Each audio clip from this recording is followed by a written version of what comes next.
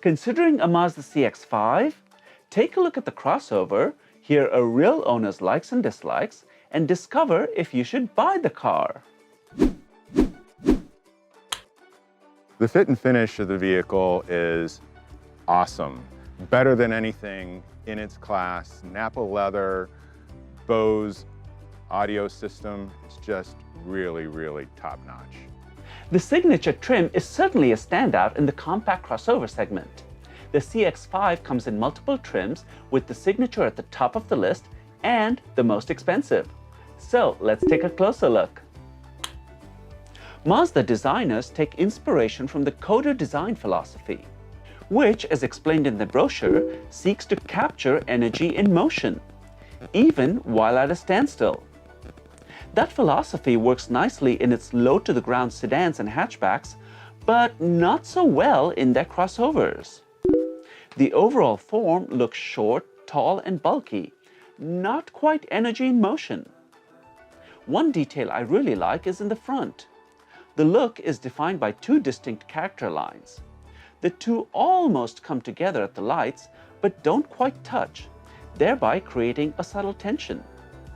I think that's really nicely done. The grille itself also has an interesting Y-shaped pattern. In the back, the rear light cluster has a cool shape, and there is plenty of cargo space. Inside the cabin is where the signature elements really shine. Not only do the seats feature soft Napa leather, but they are also heated and ventilated. But the Napa leather seats come in only one color, this Catura brown. There's also this upscale open-pore natural grain wood trim, a leather-wrapped steering wheel, and an elegant frameless mirror.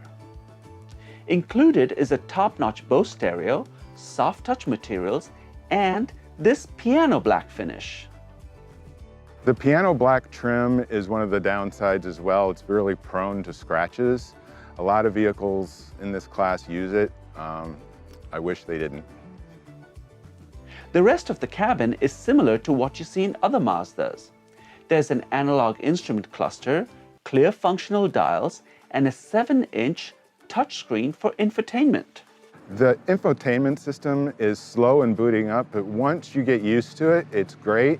One of the safety features that Mazda's built into it is that you can't touch the screen while driving, so you have to navigate the infotainment system through the center knob only. I think that's a clever way of handling the distraction that comes from using a touchscreen while driving. The backup camera is crisp and also has a neat aerial surround view. Navigation screen is clear too. Available is a full suite of tech and safety features. So the overall look and feel of the cabin feels upscale, almost like it belongs in a luxury brand. But does the power match what you'd expect in a luxury vehicle? The power is awesome for a vehicle in this class. It gets up to 250 horsepower and 310 pound-feet of torque.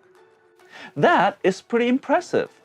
Now, keep in mind that the 250 horsepower is only achieved with 93 octane gas. With 87 octane, it's really 227 horsepower.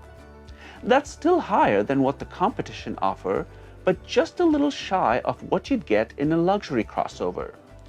Nevertheless, it fills the gap between economy and luxury quite nicely. And 310 pound-feet of torque is really good. Standard is a 6-speed automatic transmission.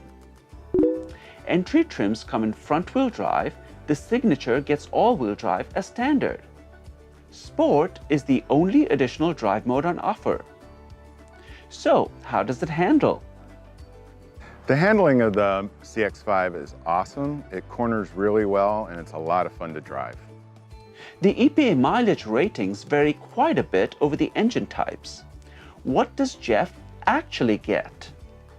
The fuel economy is kind of one of the downsides about this. You pay for all that power at the pump. I'm only getting about 20 miles per gallon.